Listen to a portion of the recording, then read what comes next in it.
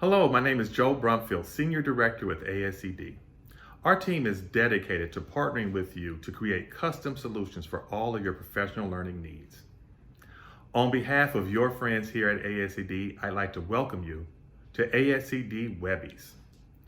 Our Webbies are short clips created by our faculty members to highlight strategies to help educators deliver virtual instruction. Join us every Friday to learn and share some creative ways to deliver instruction with engaging online tools. Our Webbies will be released every Friday on social media accounts as well as ASCD streaming. Follow the hashtag ASCD Faculty Friday to view our latest releases. Enjoy. We're going to be talking today about really effective customer service and how to provide service with a smile. All of education, regardless of our role, is a service-based profession, and making sure that we provide really great service to our customers, whether they be students, teachers, leaders, is incredibly important in all that we do. My name is Fred Endy. I am the Director of Curriculum Instructional Services for one of New York State's regional education service agencies. In our role, what we do is we provide opportunities to schools and districts that they wouldn't be able to make happen on their own. And in my individual role, I work closely with teachers and leaders to help them with curriculum instruction and assessment initiatives, everything from designing programs and curricular resources to helping create professional learning opportunities.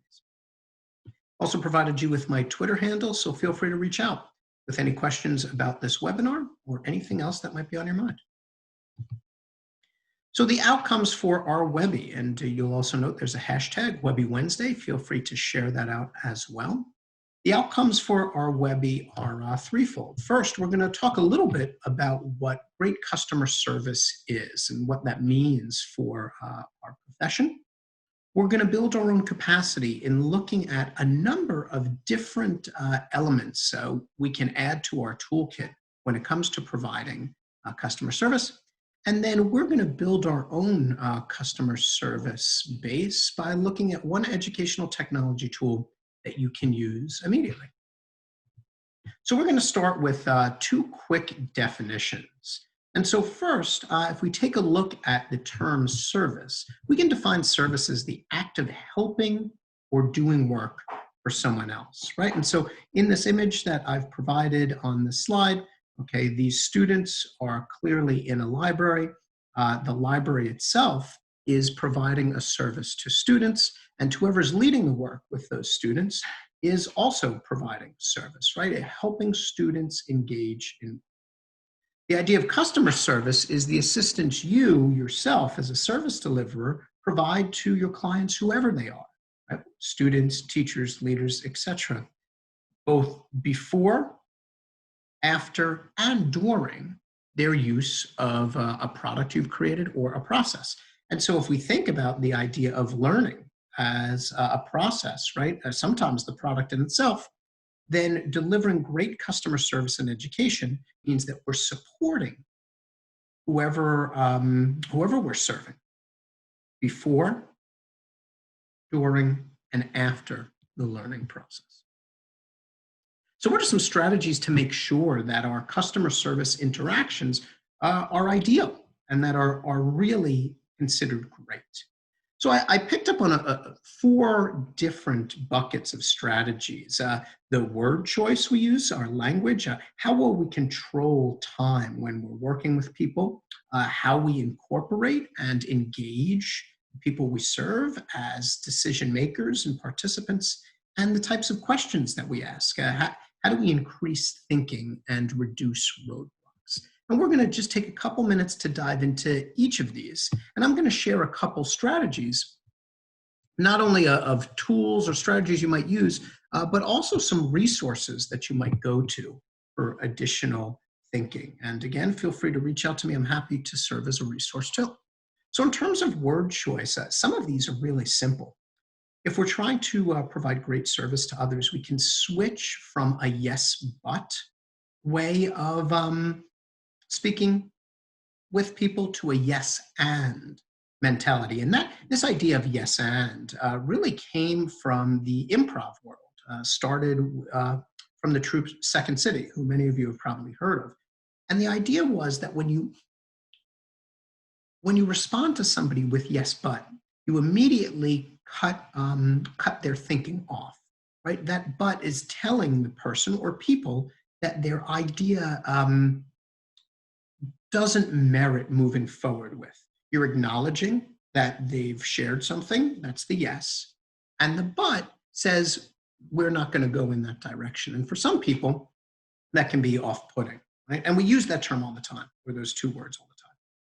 What yes and does is it provides a way to share additional thinking that validates what people have said. Doesn't necessarily mean that's the direction you're going to go in, but it provides that validation that we all need. Using the term we rather than me or you also provides a really collaborative way to think about providing support. Me and you can also feel very, very individually personal, which can sometimes be hard for people to hear.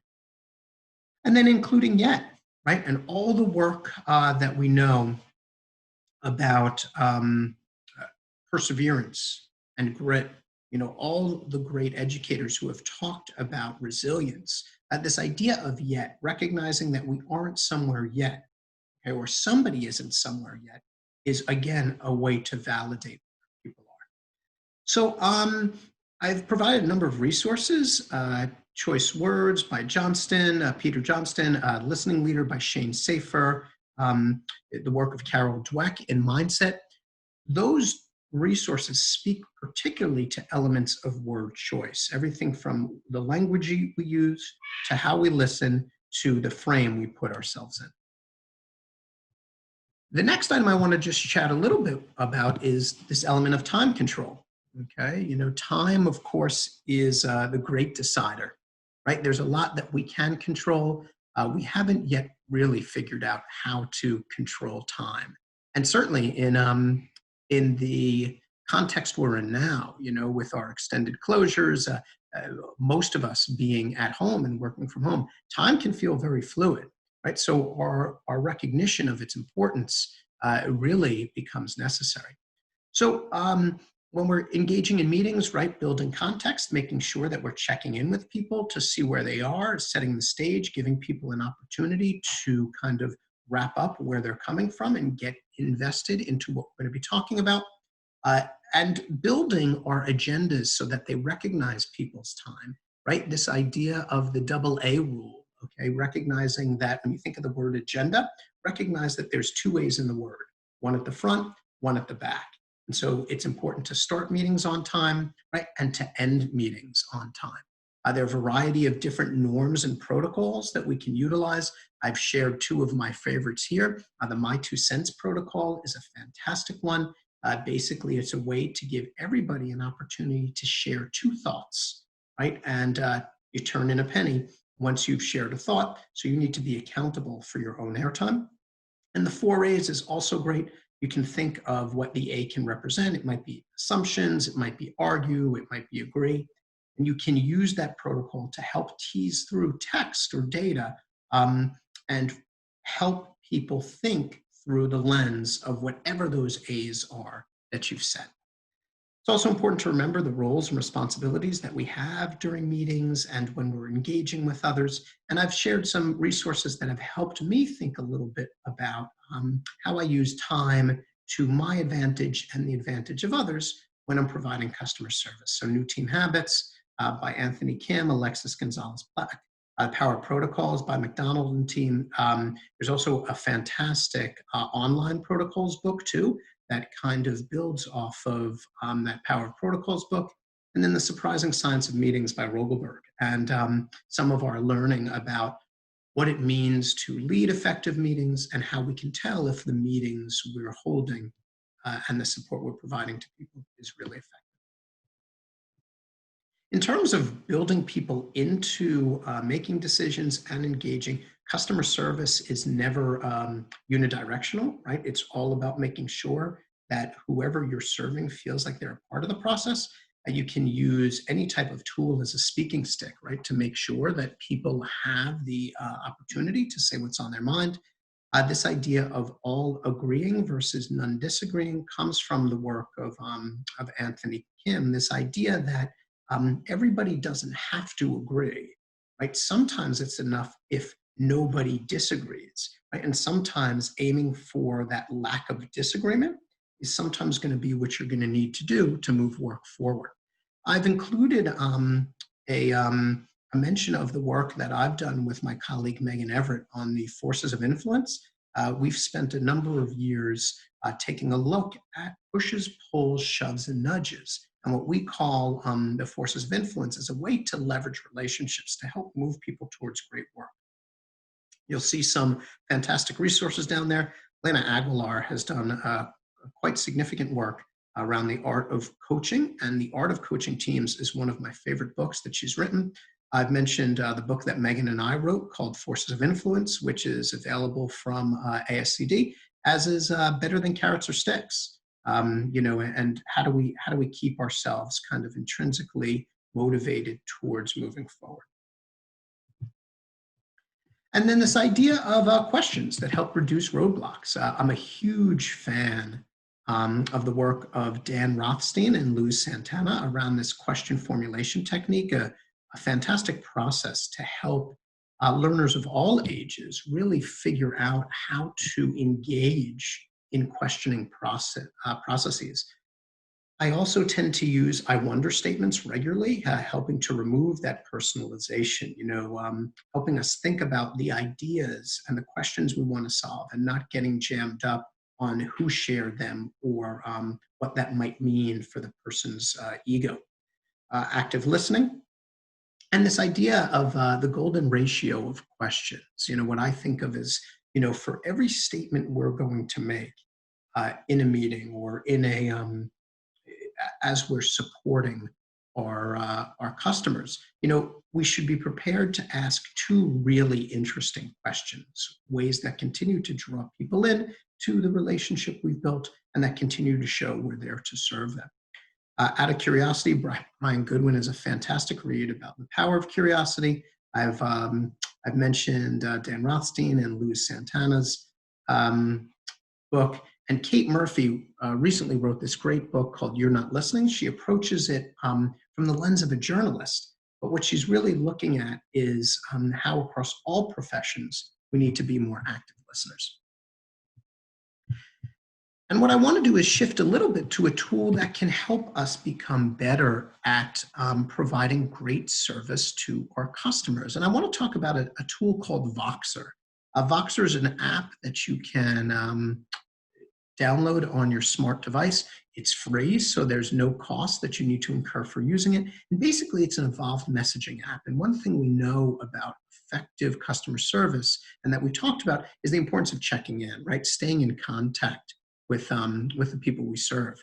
So because it's created for private chats, it's really safe and secure. You build your messaging room, your Voxer room to engage in conversations with people, and it allows for you to incorporate more than just text. Right? What's so fantastic about Voxer is it builds in audio messaging. It's kind of like a asynchronous answering machine that kind of people can leave voice messages as threads. And so whether you're driving, working out, whatever it is you're doing, you can listen and catch up to these conversations. So it's like following a text stream, except because it's audio, you pick up on people's emotions, right? It's a lot more compelling and connecting.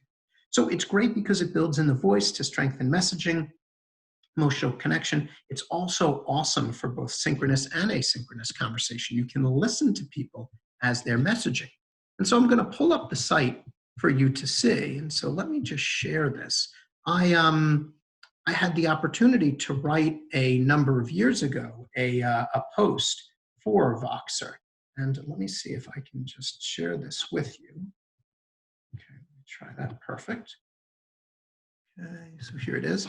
And what I was talking a little bit about was the value of Voxer in education. what it's allowed me to do, and you can go to the Voxer site and check it out, and you can even download it on your desktop if you're a paying customer, but I only use it on my phone. I've never had to pay, and it's perfect as a phone app. But really, my big piece to it was it's allowed me to create a number of critical friends groups, groups that I work with on a daily basis. It's helped keep me grounded.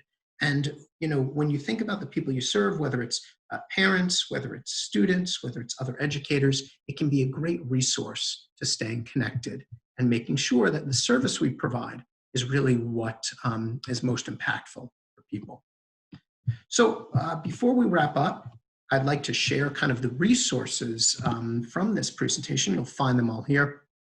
These are all really, really great books, texts for you to check out that can help you think about how to provide service in a way that's really going to leave a smile on the face of not only those you serve, but also, on your own face, right, for feeling so good about supporting other people.